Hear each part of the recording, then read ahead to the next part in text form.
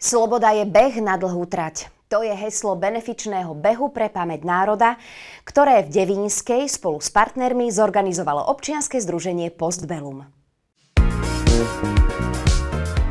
Pod mostom Slobody sa zišli všetky vekové kategórie bežkyň a bežcov, aby svojim fyzickým výkonom aj registračným poplatkom podporili dokumentovanie príbehov ľudí 20. storočia.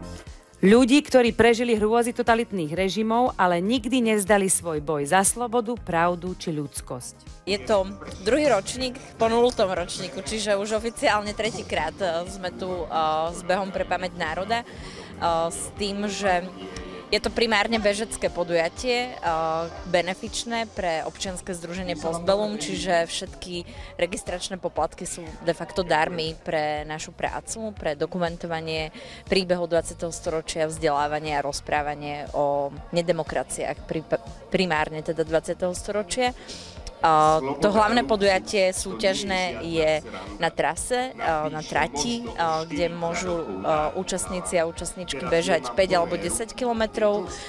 Je tu symbolická kilometrová prechádzka a potom je tu detský beh, ktorý je iba v dĺžke teda 500 metrov. Bežecká trasa viedla od cyklomostu Slobody cez lúžne lesy a lúky popri rieke Morave blízko slovensko-rakúskej hranice. Všetci účastníci si môžu napísať, že prečo alebo za koho bežia.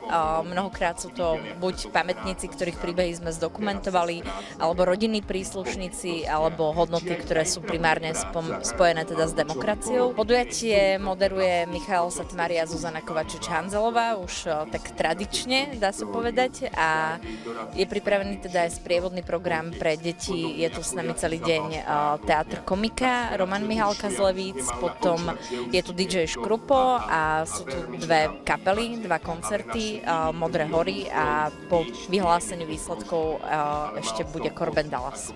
Postbellum sa už roky snaží spisovať osudy ľudí, ktorí prežili 20. storočie, a pre mňa je veľmi dôležitá tá časť okolo druhej svetovej vojny a holokaustu, lebo to sú ľudia, ktorí vyleteli hore komínom a nikto o nich viac už nepočul, a práve preto je veľmi dôležité, aby sa aj o nich vedelo, aby sa na nich nezabudlo, aby sa mohol národ z toho poučiť. Dotýka sa vás toho, alebo vašej rodiny, teda tá téma toho holokaustu?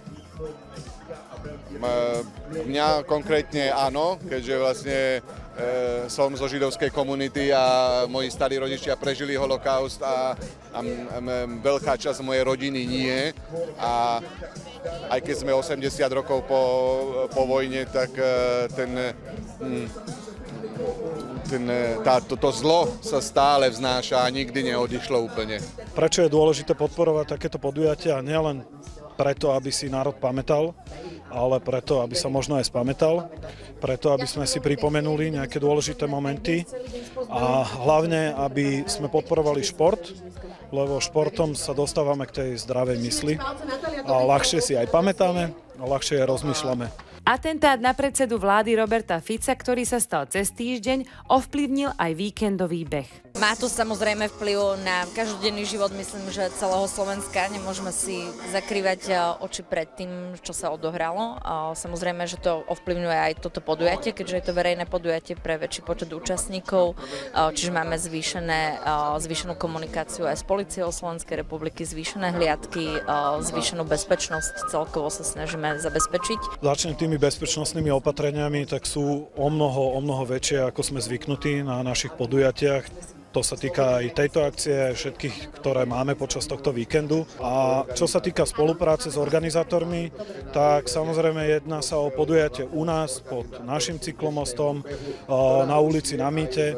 Takže všetky veci, všetky postupy, prípravy sa koordinujú s mestskou časťou. Tak je vhodné, keď sme ako partneri v rámci takéhoto podujatia navzájom informovaní, navzájom si pomáhame. Benefičnú akciu okrem našej mestskej časti podporil aj Bratislavský samosprávny kraj či magistrát hlavného mesta. Do behu, kde sa vyhodnocovalo 12 kategórií podľa veku a pohlavia, sa zapojili muži, ženy, deti aj cudzinci žijúci na Slovensku. Prečo ste sa rozhodli podporiť túto akciu a prísť si zabehať? No veľmi sa nám páči táto myšlienka, že bežíme za pamäť národov a každý asi má svoju myšlienku a cieľ alebo motiváciu, za ktorú beží. A teraz je taká ťažšia situácia v celom svete, že každý má nejakú takú v živote cieľ, za ktorú vlastne beží. Slovensko beží za svoje, my bežíme za Ukrajinu a za naše nejaké ciele. No. My bežíme za slobodu. My bežím za mier v Ukrajine. A za koho bežíte a prečo? Bežím za Miloša a to bol detko nášho kamaráta, ktorý v podstate bojoval za slobodu a umrel nešťastne. Cieli sme zachytili aj 2 najrýchlejších bežcov vo svojich kategóriách. Koľkokrát si tento beh už vyhral? Tak toto je môj druhý krát a veľmi sa z toho teším. A ako sa ti bežalo? Dobre, bolo to náročné, ale som s tým veľmi spokojný. Tretíkrát som sa zúčastnil, tretíkrát som to vyhral, čiže mám hat-trick za sebou a to je super pre mňa. A ako často beháte a zúčastňujete sa aj iných behov? Zúčastňujem sa pravidelne behov, čo je v okolí všetko a 4-5 krát týždenne, už asi 7 rokov. Na pozadí súčasných udalostí, atentátu na premiéra či nahlasovanie bômb na školách si organizátori aj športovci svojimi fyzickými výkonmi pripomenuli, že sloboda je dôležitá, ale zároveň krehká vec. Ďakujeme vám veľmi pekne, že ste si magazín opäť zapli. Ak máte nejaké témy na reportáž, viete, že nás treba kontaktovať cez facebookovú stránku Devínsko Novoveska televízia a budeme sa na vás tešiť opäť o týždeň. Dovidenia.